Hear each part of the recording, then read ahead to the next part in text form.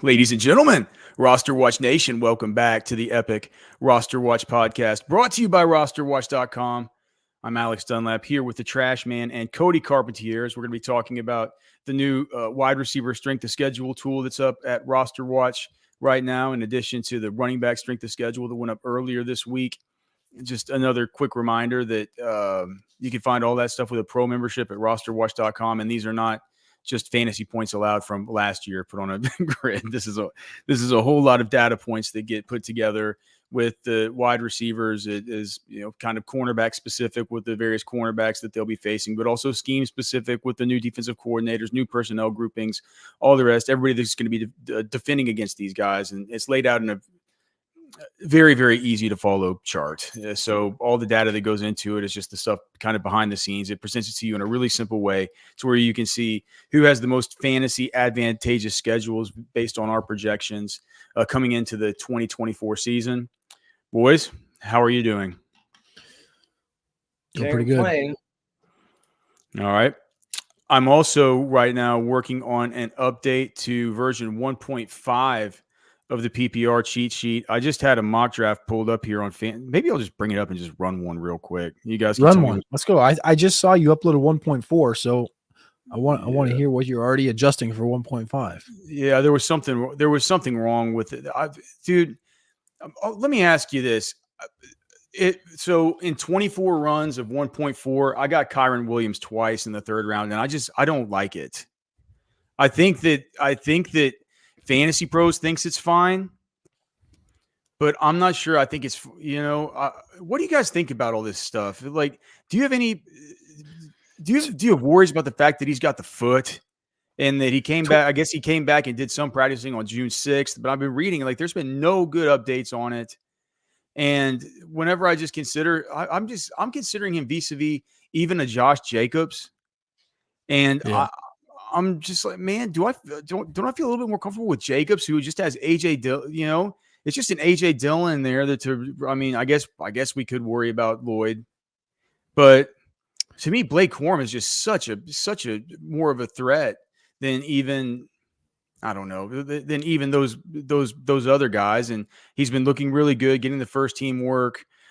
Feels like he's been getting a little bit of buzz and a little bit of positive sentiment in the community lately.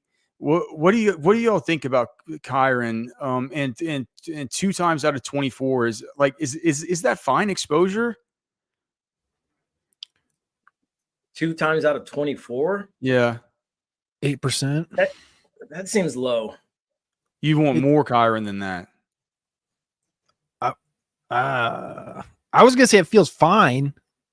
Like you want to have some shares of guys you're a little sus about, like that you just naturally do. You want to know that when you go into the fantasy season, there's guys you love and you want to usually get the guys you love, but we've seen Kyren do it. So I don't think it's out of the realm of possibility that he has a fine season and stays healthy and does all those things in this offense that we expect to score some points. I feel like I'm right on the fence. I feel like the 2 out of 24 is like, it's just enough. This seems low to me. If it was 4 out of 24, I'd feel better about it. It's mainly just it wasn't adjusting Kyren vis-a-vis. It wasn't putting Jacobs over Kyren. I think that would kind of break ADP and be weird. What it did have to do was it worked with we'll get to Ronald Martinez. What's up, brother? Good to see our friend Ronald in the chat. Applied Literature. Good to see you guys. A bunch of you guys gosh, almost over 150 people in here watching, man. We definitely appreciate all of you.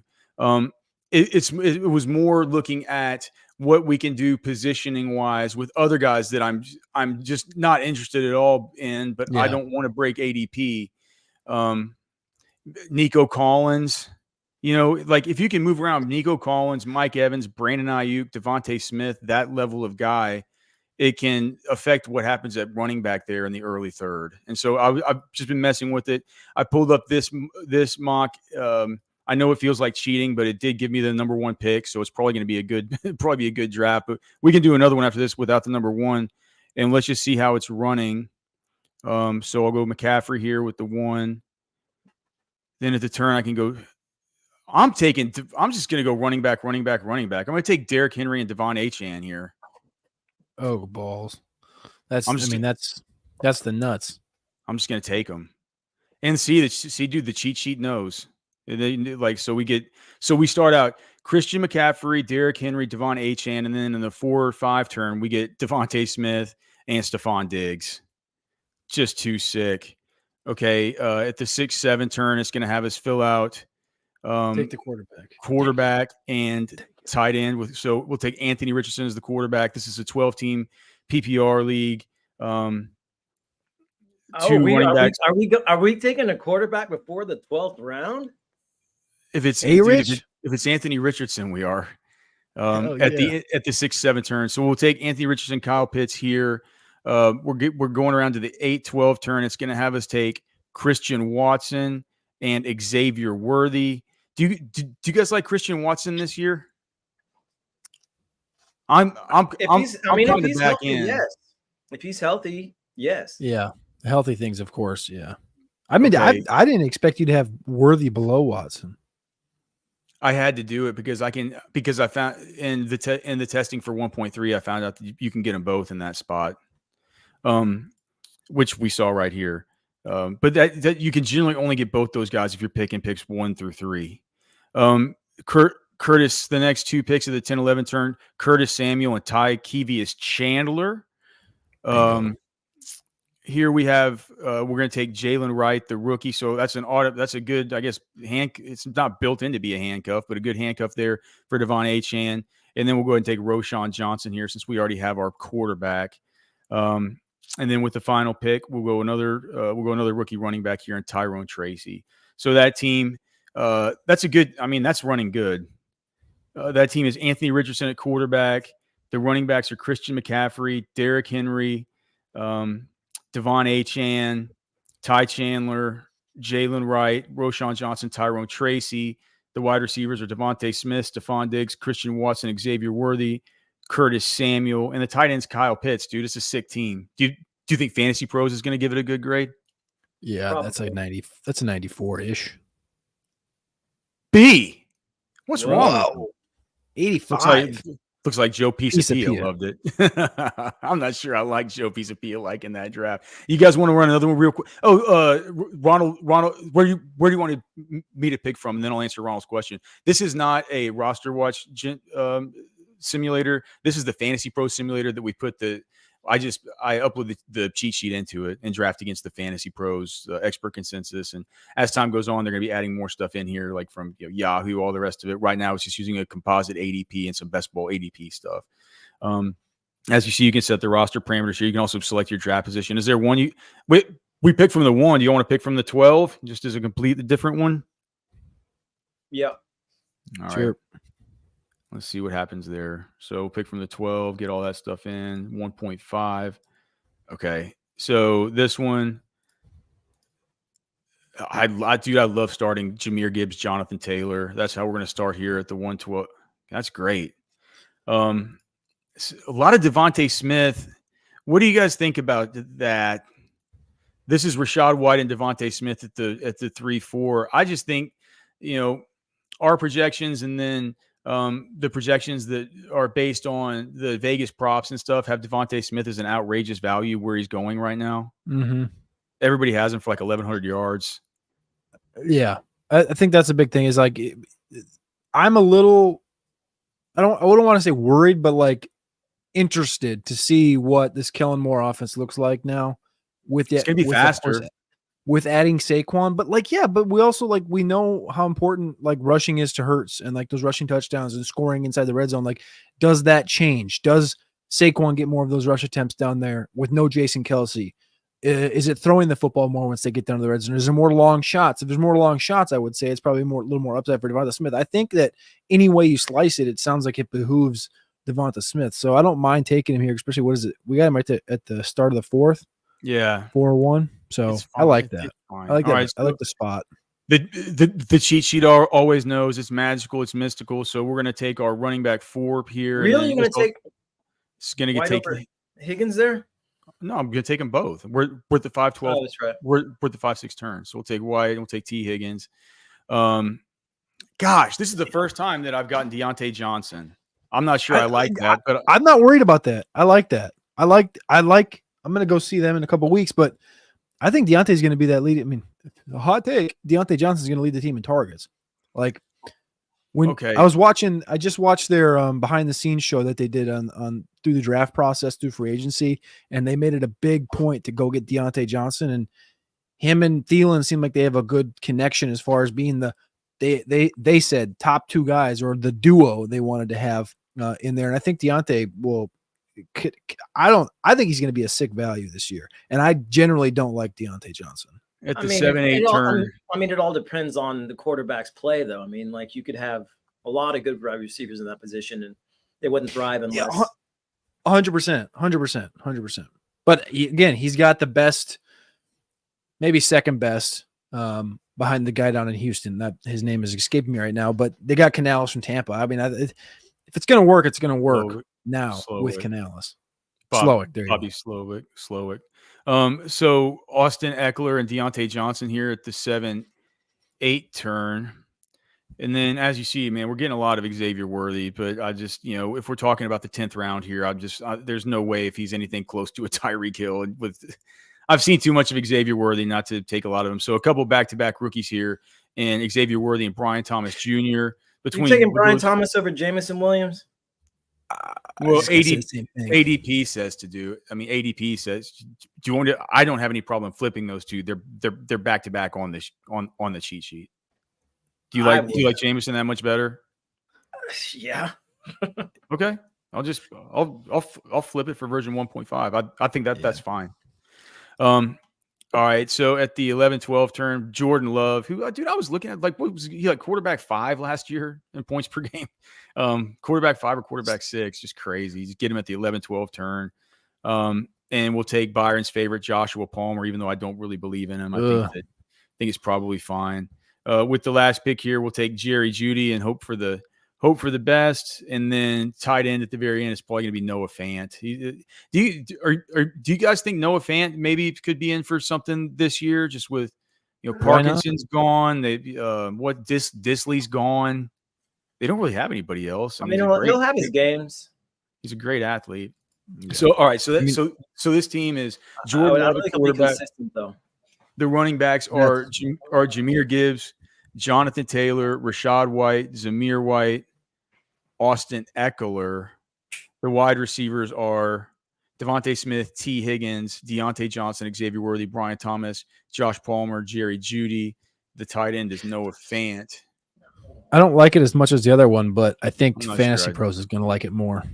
Let's auto draft a kicker and a defense, and we'll see. Yeah, Fantasy Pros likes it more.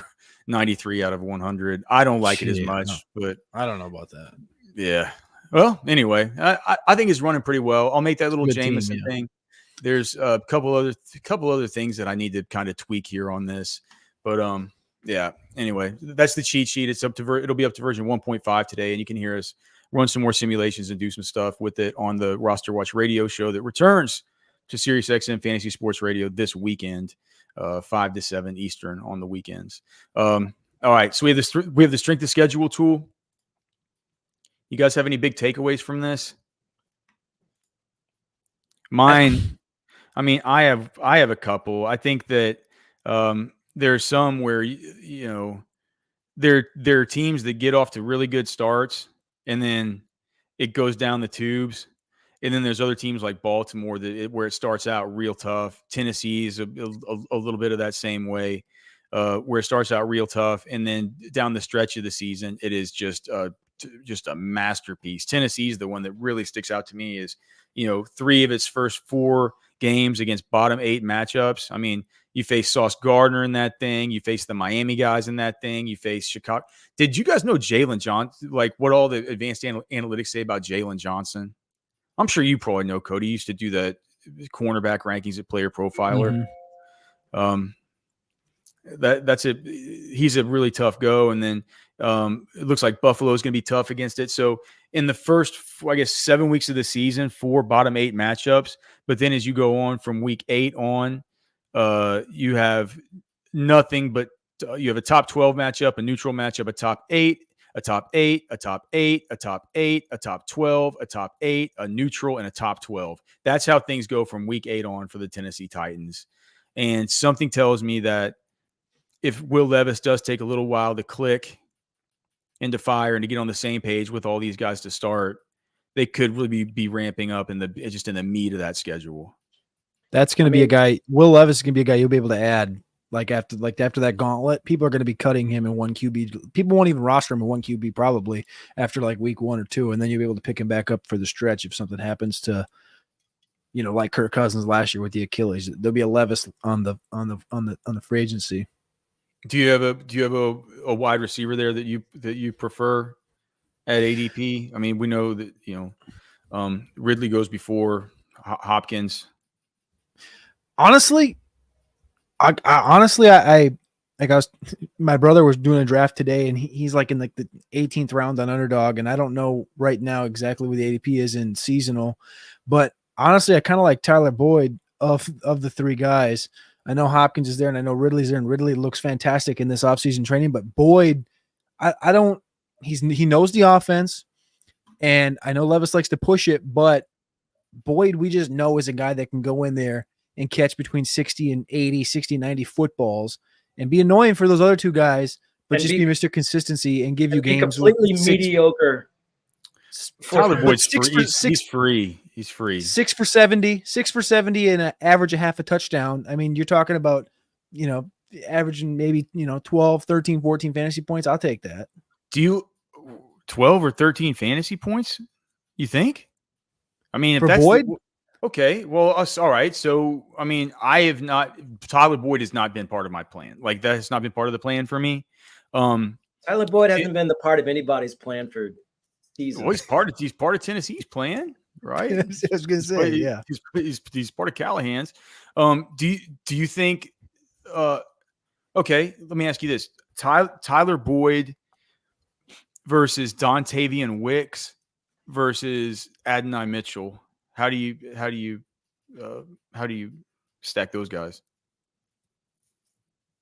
I really like Wicks. The guys that I want on my fantasy team, putting in the flex, it's Mitchell.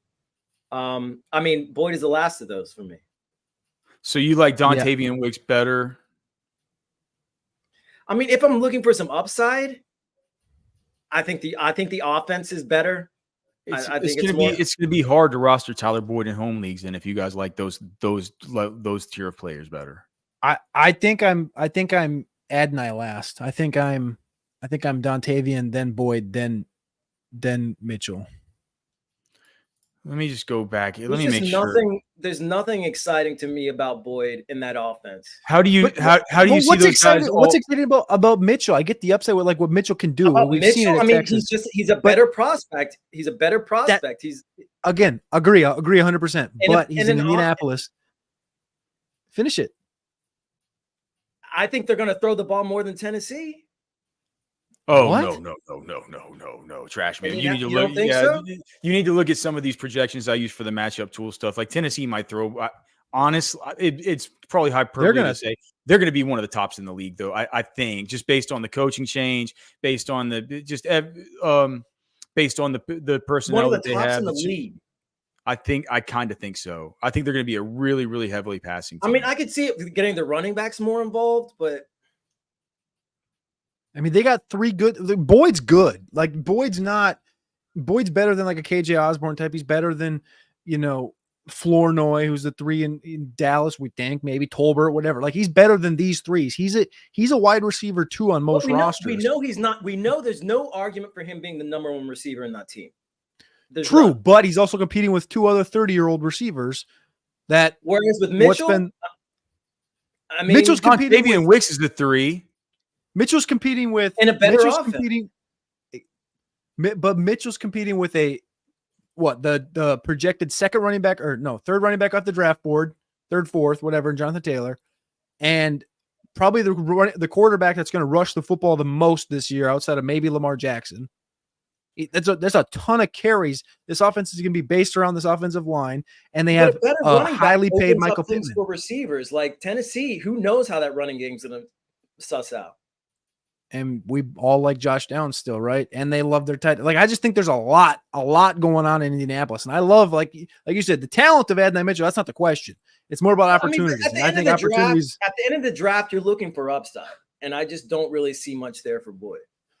That's what I'm saying. I mean, I think that's the fair best point that you've made, but yeah, it's tough. I don't even know. Like I don't have Boyd anywhere near a shooting. I guess I need to rethink that. So that'll be another thing I'll write down for 1.5. I'll get Tyler Boyd.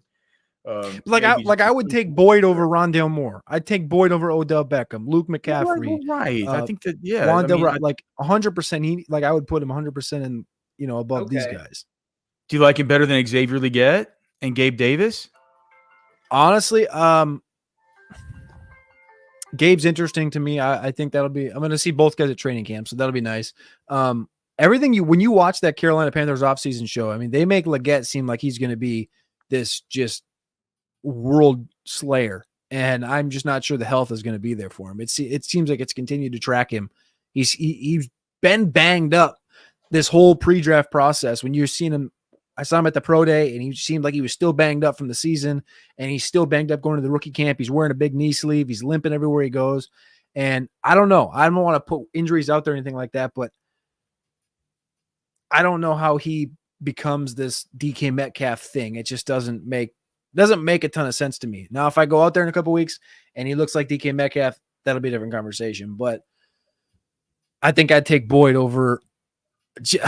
I can't quite say over Leggett because, like you said, the upside matters there, but also the quarterback and the situation matters. And there's other guys there that are going to be sucking targets away. So I don't know. That's probably right in that range, though. I don't think I'd go ahead of them quite yet. Chicago has the best strength of schedule of any team as far as their wide receivers. So I have to overall. What? Overall, I mean, if you're looking at the second half of the season, or at least two-thirds, I mean, the Cowboys, it's hard to argue against the Cowboys for me.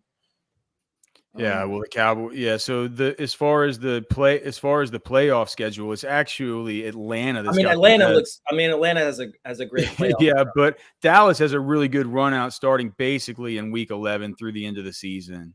Right. I mean, it's a pretty good, and I was surprised to see that because Philadelphia, with all that they've done to address the corners and stuff, they still don't grade out that well as far as our analytics. I think that they're one with the guys that they drafted. I even like from our analytics and stuff, they took guys that we love, right? And so yeah.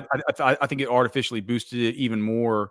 But Philly is the one that's like the one matchup that's kind of neutral-ish in our initial projections. Everything else from week 11 on from the Cowboys is just smash city. But about the Bears, it's okay. All right. Whenever we just look at the ADPs, so who do you like best between Keenan Allen, who has an ADP of 52 overall, DJ Moore, who has an ADP of 29 overall, and Rome Odunze has an ADP of 67 overall. So 67, 52, 29. You got to go on record. Who do you like?